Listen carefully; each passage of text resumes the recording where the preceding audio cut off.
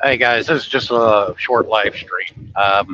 There's a YouTuber. I'm not sure if he does live streams or not. I haven't looked at his channel if he's got one.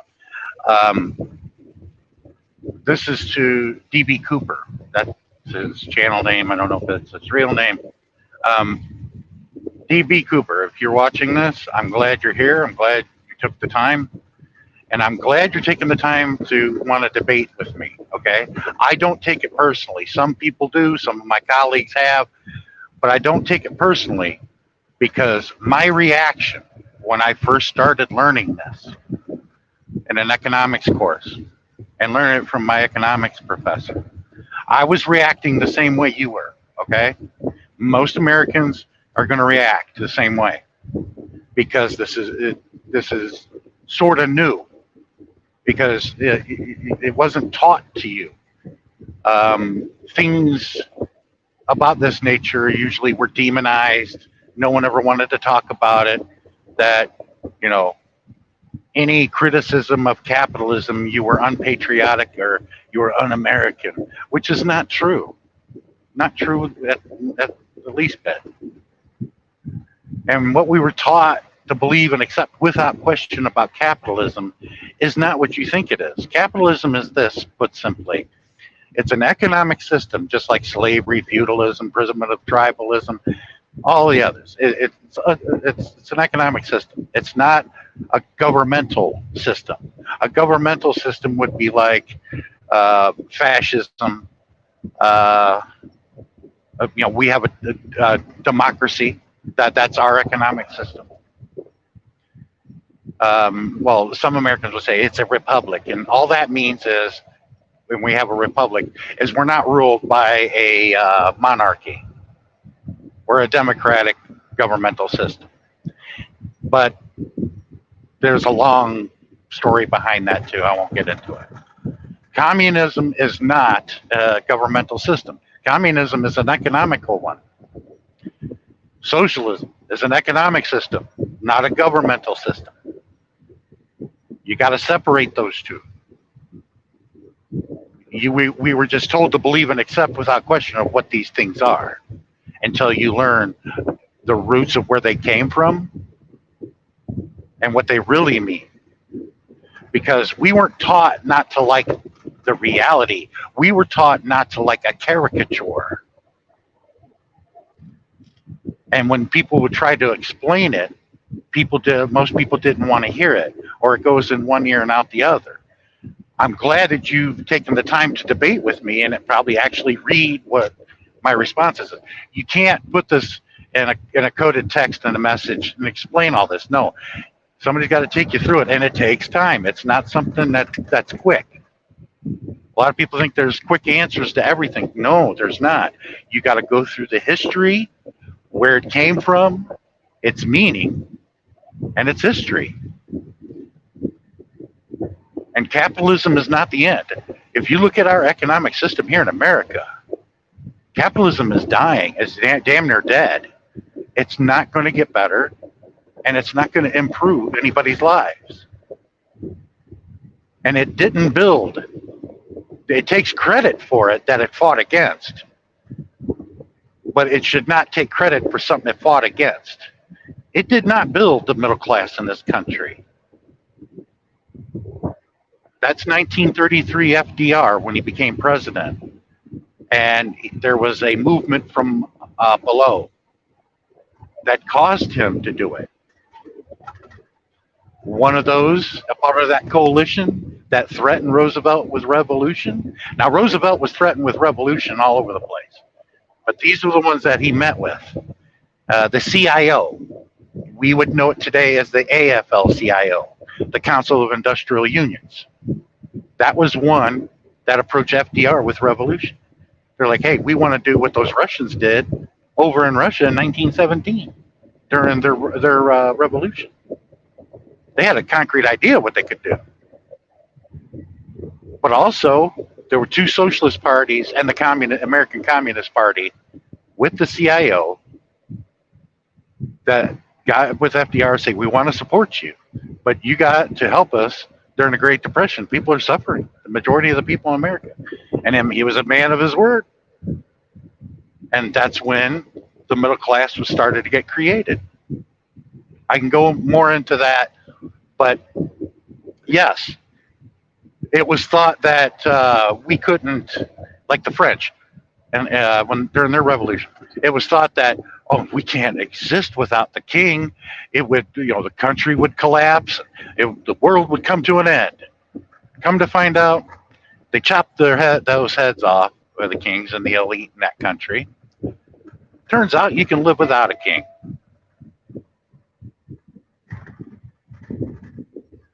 And if you pay attention to European politics, one of them in Germany, they got a slogan that says, "We can do better than capitalism." That thought we could do better was the same thought of people that lived in feudalism, or the same people that lived in slavery. We can do better than this. That thought we can do better helped us get out of slavery, helped us get out of feudalism. Reasonably assume it would help us get out of capitalism, unless you think, like I used to, that history has stopped. That capitalism is the greatest thing since sliced bread, probably better, and will never go away. Well, every economic system in the history of humanity is born, evolves over time, and dies. Capitalism is no exception. Capitalism did not start here in America. Capitalism started in the 17th century in England. It started in England, moved to the Low Countries, and then all of a sudden France had their revolution in 1789. Capitalism didn't come to the States in a full run until after our Civil War, because we had an economic system called slavery. Now, people say, well, I like a free market. Free markets have always existed. It's not synapsis with just capitalism. The free markets have always existed. It existed long before capitalism. And at the same time, just to let everybody know, they think it's all free and everything. They traded slaves in the free market system.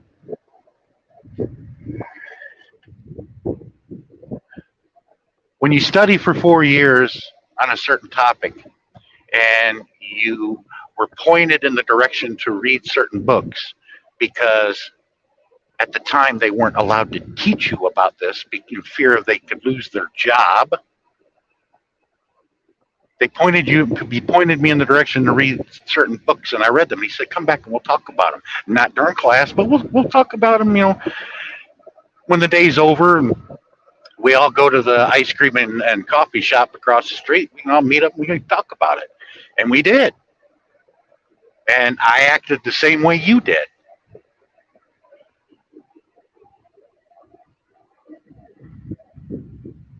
Yeah, it's just barely a drizzle. I'm able to look at chat because I'm back behind a traffic jam.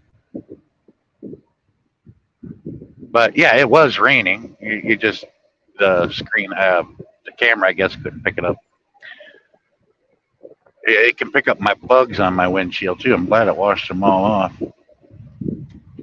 It looks like this has to be a car accident of some sort if it's backed up this much. Well, anyway, DB Cooper, if you want to sit down and discuss economics like this and co-ops, I'd be more than glad to do it with you. And DB Cooper, look, I don't take anything personally. You are similarly situated than me. I am no better and no different than you are. I'm not a millionaire.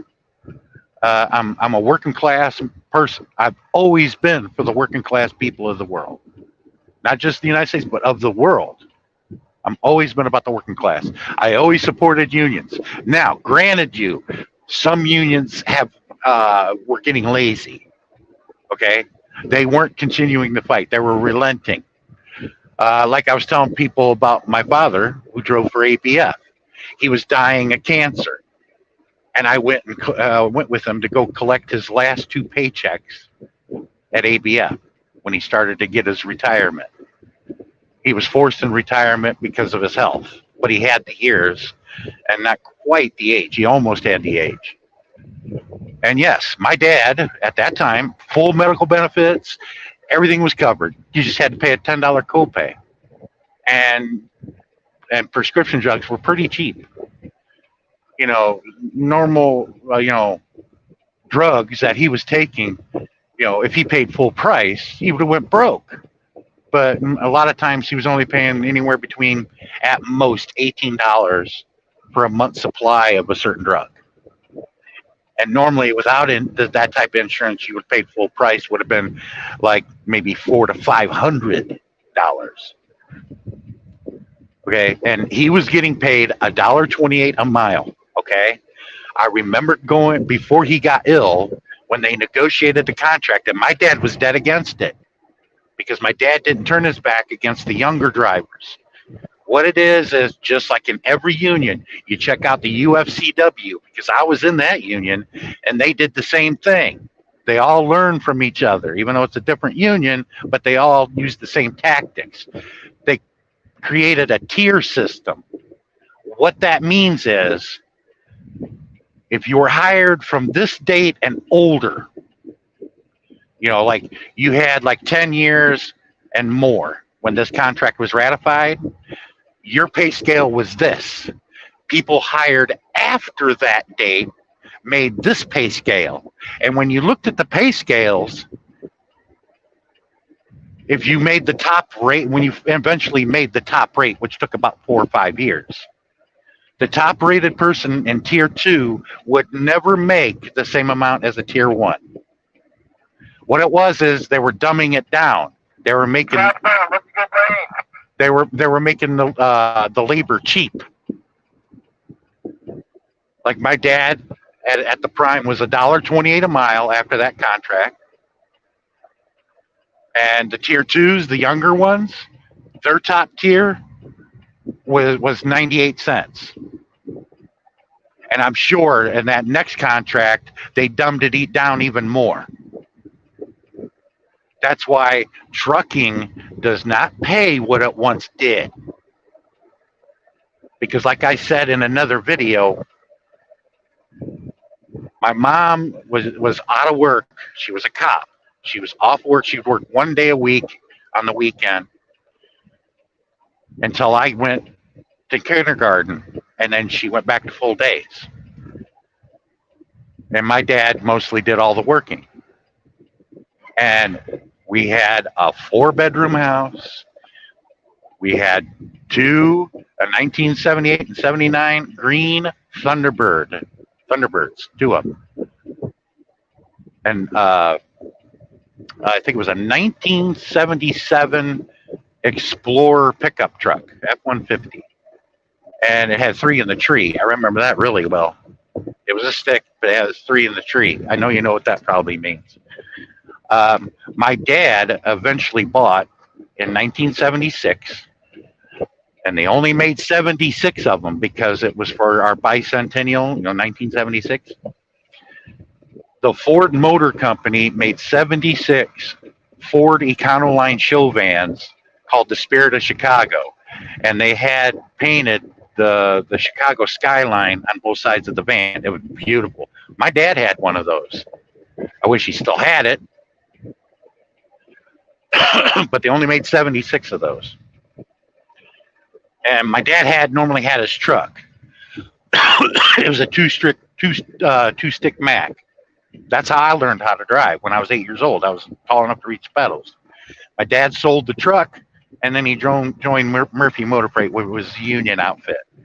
My dad originally started trucking as an independent owner-operator. I don't know what it was. I wish he was still alive. I'd have asked him what made him switch, but I don't know what the story was. Went to Murphy Motor Freight, and they permanently shut their doors in 87. And then my dad and his friends went to ABF. That's where my dad ended his career. Both union. But they started a tier system. That's why everybody thinks it's bullshit how much my dad made. No, it wasn't. If you can find a union trucker that was driving a truck in the 70s and 80s that started then, Go ask them. Go ask a driver at ABF that was driving back in the 70s and 80s and ask him how much the top tier was in the 90s. He'll tell you the same thing because he made the same as my dad did. They dumbed the system down. They've been making money hand over fist.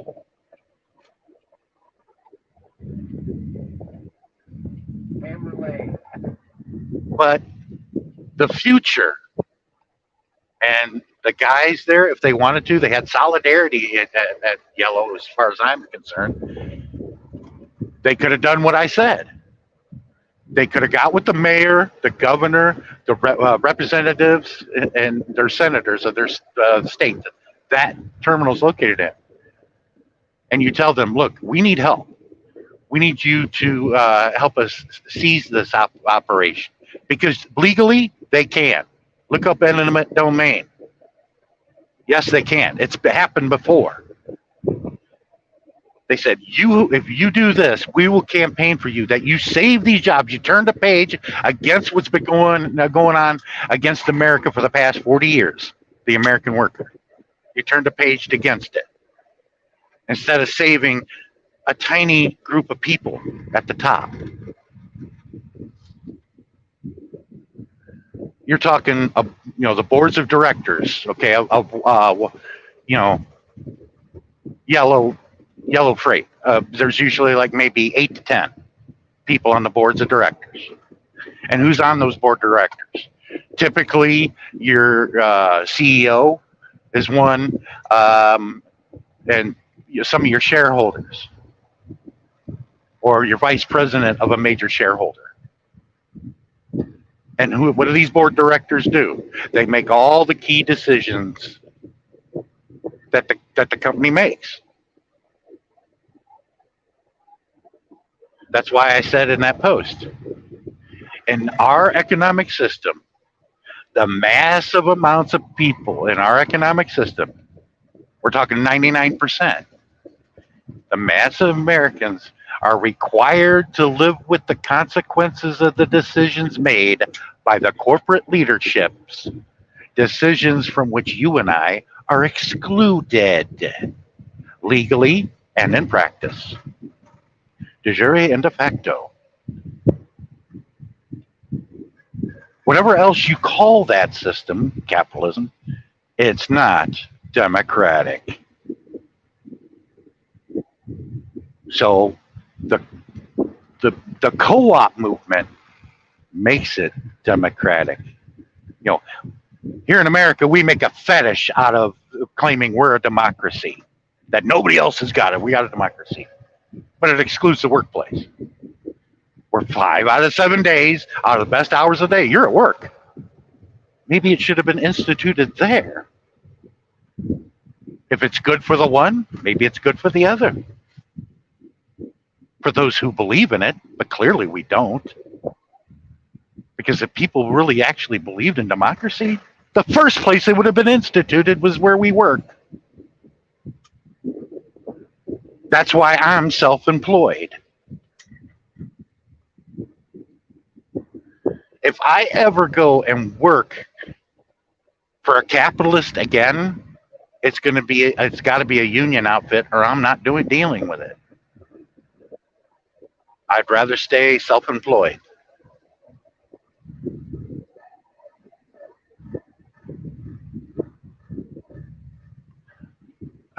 Trucking, is it democratic? No. Unless it's a co-op, it's not democratic. You do what you're told. And if you don't do what you're told, then it does take a bit of doing in a union job to get rid of you. But that company can say, well, we're going to just shut the doors and put y'all out of a job, just like Yellow did.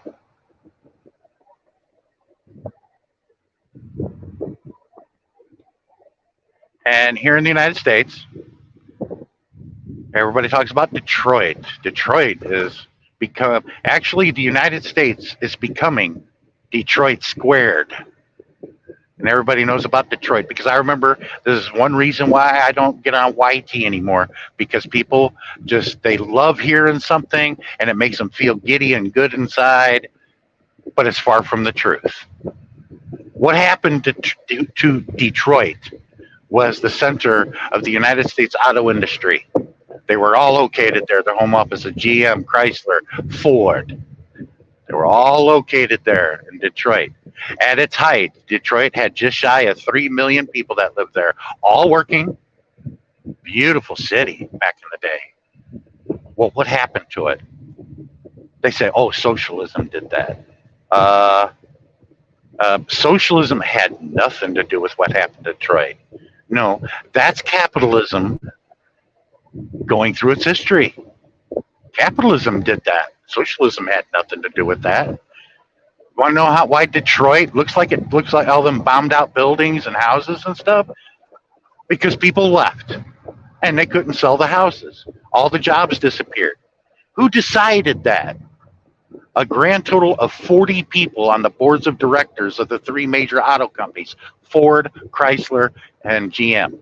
They decided what happened because Ronald Reagan gave the auto industry nice tax breaks to close up shop and move to Hyderabad, Brazil, or Hyderabad, India, Sao Paulo, Brazil, Mexico, or mostly China.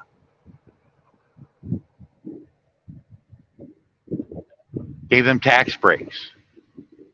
The money that the taxpayers pay, what we use for social services in this country to build roads and everything else.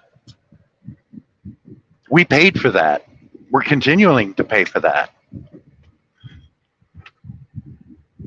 Well, what happens when you unemploy 2/3 of a city like that?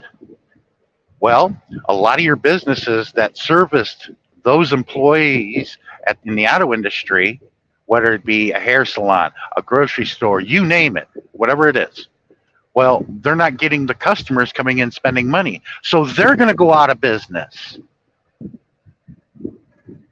That's why you got so many boarded up buildings and everything else. It's come to a head there. And its height, back in the 70s, just shy of 3 million people lived there in the Detroit and the greater Detroit area. You want to know how many people live in that area now? About 600,000. And I had relatives that lived in Flint, which is not too far north of Detroit. Flint was shut down also. AC Sparkplug, GM, Chrysler, the whole shebang. They were put out of work. And I remember my aunts and uncles that lost their job. That Christmas, we took them in, and they moved in with us down in Illinois, where I lived at the time. You got to look at the history. And I know America's attention span is not very long, and they have collective amnesia of our past and our history.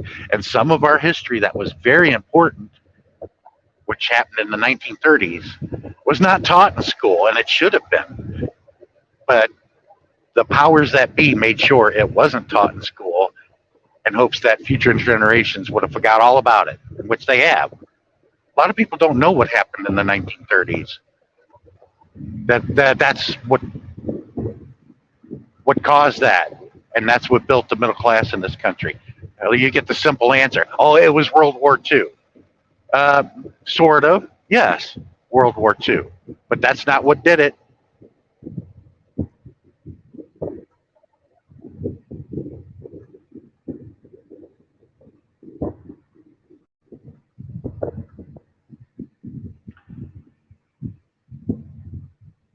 Well, I'm trying to explain economics to a person. I hope that he would make a live stream and want me to join, or we could talk this out. It's not something that you can talk about one thing and then move to something else. You address that or point them in the right direction because you can't put it in chat. And if you don't want to read, I can't help you. And believe me, I'm not insulted. And I don't take it personally because D.B. Cooper was in the same shoes I was in when I started hearing about this.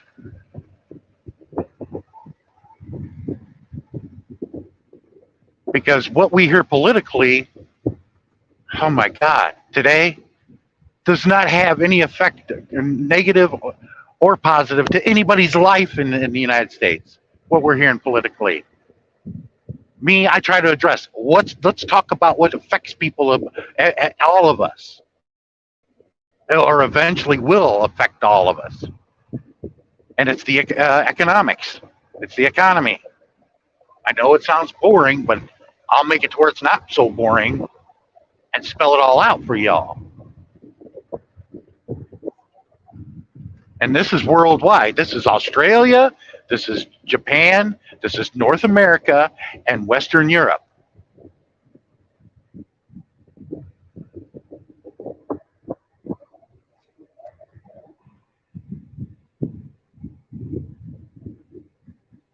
And there are co ops all over the place. And one of the biggest ones, the most successful, is Mondragon, Spain. That town in 1956, it was one of the poorest parts of that country. They just, there was World War II. They went through their own civil war. Very poor. They're Roman Catholic, and they had a priest, Father Arizmendi. And then he went to his parishioners one day and said, if we wait for a capitalist to move here and create, we'll all die of old age. So what I suggest we do is we become our own employer. This was in 1956. Fast forward to today. Mondragon, Spain is the sixth largest corporation in Spain. It has over almost 200 worker co-ops as a conglomerate. You look at that town, and it's beautiful. It's really nice. There is no ghetto. There are no poor people. They even have a university that will take anybody from any country who's willing to come in to the university and learn how to create a worker co-op. And they've covered everything. Every question that you had, DB Cooper, they got you covered. And every question you would have, they got the answer for. It's a well-developed system. And there's two major corporations in America who work alongside some of their scientists there in Mondragon. They won't tell you about this, but they do. Little companies like Microsoft and GM pay the Mondragon company to let their scientists work alongside their scientists to pick it up, whatever it is that they're doing. A lot of things that you see in cars was designed by the people of Mondragon through Microsoft. You won't hear them tell you that, but that's true. But here in the United States, okay, that's Spain, but it spreads. If you ever drove in a truck to the San Francisco Bay Area or Oakland, there's 5 Arizmendi bakeries. And the name there, Arizmendi, like the priest, Father Arizmendi. They loved him so much they named those bakeries after him. And those 5 Arizmendi bakeries are worker co-ops in the Bay Area in California. And you know what the shocker is? They're very good. Their pastries are to die for. And yes, they make good money and they make a good living for the people. And what I like about the worker co-op is you go up to Green Bay, Wisconsin, Green Bay Packers. Might as well call that a worker co-op because it's community owned. Even the announcers during the game talk about it all the time, it being community owned. It's not owned by one person. It's community owned. That's why that team could never be moved. It can fold, but it can never be sold and moved because it's community owned. I deliver a lot of products to the warehousing around the stadium there.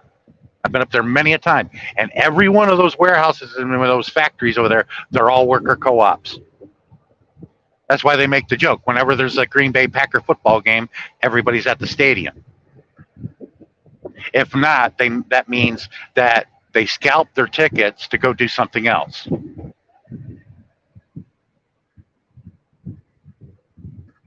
There are worker co-ops all over Minnesota. has been for years. Land O'Lakes. I know, DB Cooper, you probably had Land O'Lakes butter before or one of its products. That is a worker co op because back at, what was it, 3 or 4 years ago, they decided to take the Indian Maiden off the logo and people were pitching a bitch about the woke community. I said the woke community had nothing to do with that. The workers voted by majority vote. Do we keep the Indian or do we remove it? All the workers voted, and the majority wanted to remove the Indian from the logo. So that's what happened because Land O'Lakes is a worker co-op. I've gotten loads from Land O'Lakes a lot, and I've talked to them about it. They said, sometimes it gets, a little testy here and there. We run into problems and we fix them. And that's why we have meetings on Friday to discuss, okay, what issues do we got? Let's bring them forward. We talk about them, and then whatever decision is made, they vote on it. Majority vote wins. And everybody's involved. And yes, it works. Basically, a worker co-op is this. You go to your job normally like you normally would. You get paid whatever is decided. Like how you normally would get paid at your normal job. You normally get paid. And when you come in Friday, you don't do any work. There's meetings that happen on Friday to discuss all these issues and to vote on certain things. That's what Friday's all about. Or it depends on if everybody wants to work 5 days and then come in on a Saturday and have meetings. You could do that. It's up to the co-op what everybody wants. But you decide on what happens to your business because it's everybody's. And instead of everybody getting paid, the bills get paid, everything gets paid, and there's still that surplus that all the workers created. It could be millions of dollars. How the vice president and the president, the CEOs and the boards of directors get all those nice salaries in the millions that you've heard about?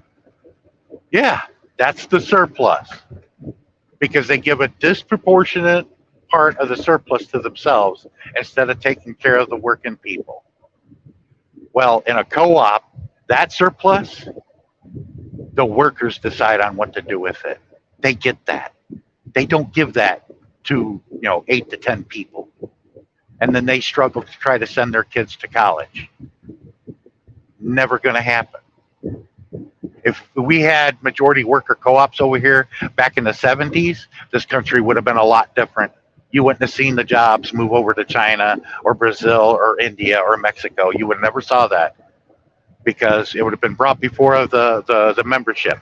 Do we want to close up shop and move our jobs over to another country? That conversation would have lasted about 2 seconds. Send our jobs over to another country, and it destroys our communities because you look at communities all over America and how it's been affected by the blight of all the jobs that disappeared. And we were told to believe in a system that would have took care of us. You go to work, you go to college, you work hard, it'll take care of you. You're going to live better than your parents. The American dream, which later on, finally come to peace with it, that was a big lie. It did once exist, yes, but that all ended in 1980. But we weren't told about that. But I'm here because everybody that would come here and listen to this or whatever is probably working class people or working poor. You're just like me. You're a human being just like me. It's not your fault. That's why I don't take it personally, DB Cooper. If you were getting angry at me, I don't take it personally because I was reacting the same way years ago when I was in your shoes. I was acting the same way. It's because you weren't taught and you weren't told this stuff, what you should have known. And it's not your fault. And it's not your parents' fault because they were told the same thing by people who did not know.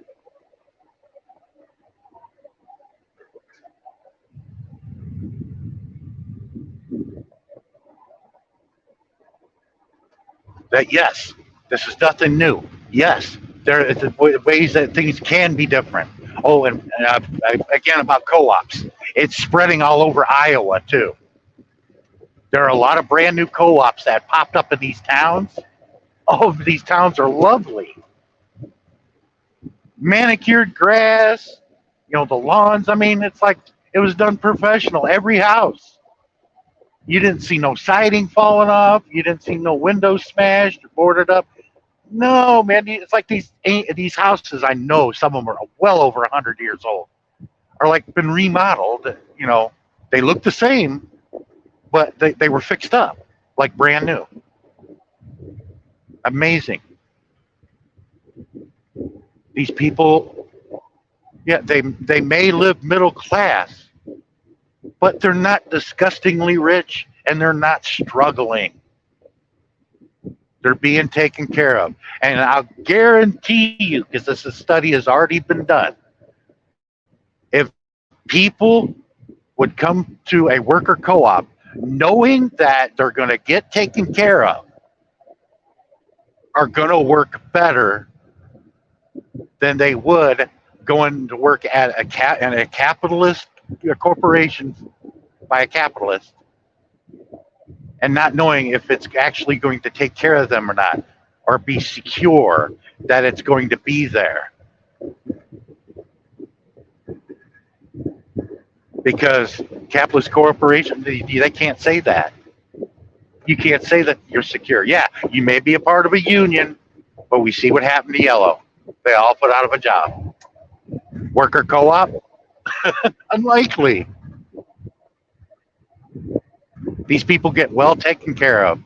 And you want to know why they don't parade around the country like they just found Jesus or whatever and talk to people about co-ops? They don't do it because why? The way we reacted, the way you reacted to me, and the way I reacted years ago. They don't want to have to put up with that because they know the American people are not going to want to hear it. And they're not going to want to change. They're not going to want to sit down and talk about it rationally because people have to struggle with, I've been lied to my whole life, or I wasn't told what I should have known. Yes, we have to struggle with that. We were taught America number one. Well, you can look around and you go into other countries, what draws you to that conclusion that America is number one? I've been to many countries because I've been all over North and South America. I go to the other side of the planet to go on vacation because I haven't been to everywhere. But I've visited other countries. I've visited Japan. I've visited the Philippines twice. Been to Thailand. Been to Malaysia. Been to Australia. But I haven't been there long enough to tell you to draw a conclusion that would lead me to believe that America's number one. And we're not. When you break it down, we're one of the worst. We're the only industrialized country that doesn't have universal health care. All the others do. And you want to know why our European friends look at us funny. But D.B. Cooper, look, I've spent 38 minutes with this. I'm glad you took the time to listen to what I had to say. But D.B. Cooper, if you want to do a live stream where we can talk all this out, I'd be more than happy to. Now, I don't have the answers to everything, okay? But I do know this works. This is the best answer for the American people to go towards because capitalism is not growing. It's not going to get better. It's only going to get worse because I was born in 1970 and cannot tell you one thing that positively happened for the working class and workers of this country since I was born. I can't give you one example. And I've been involved, trust me, through my father. All they have done is take, and take. Take away from the American worker. Take from the American worker. And the middle class is damn near gone.